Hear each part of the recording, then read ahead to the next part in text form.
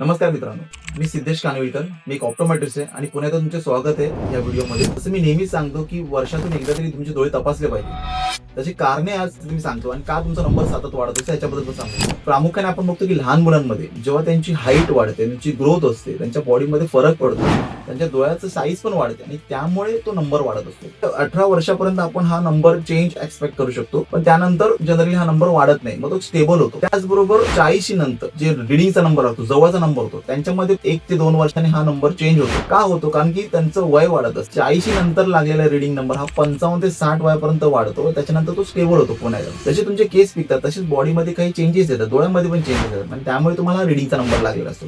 आणि तिसरी गोष्ट म्हणजे ज्यांना नंबर असतो पण ते चष्मा घालत नाही, त्यामुळे काय होतं की डोळा ताणतो, स्ट्रेन होतो आणि त्यामुळे तो सतत नंबर वाढत असतो.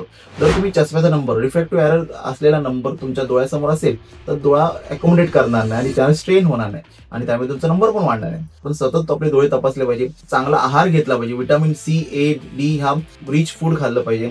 असे बऱ्याचशा अजून गोष्टी तुम्हाला सांगणार आहे मी अजून माझ्या नेक्स्ट व्हिडिओमध्ये. पण स्टे ट्यून विथ मी. तुर्तास धन्यवाद. मला सबस्क्राईब आणि लाईक करायला विसरू नका. धन्यवाद.